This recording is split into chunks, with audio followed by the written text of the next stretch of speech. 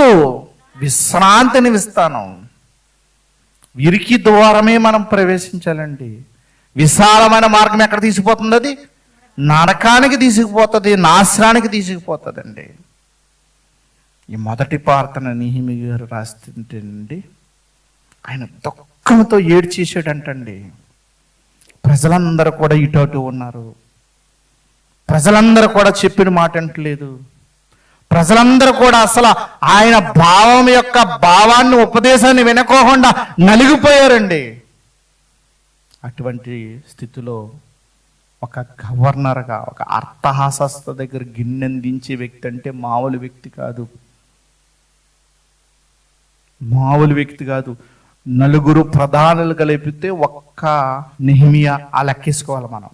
ఎవరు? ఇప్పుడు నరేంద్ర మోడీ నలుగురు ప్రధానులు కలిపితే ఒక పవర్ వస్తా చూడు, రాష్ట్రపతి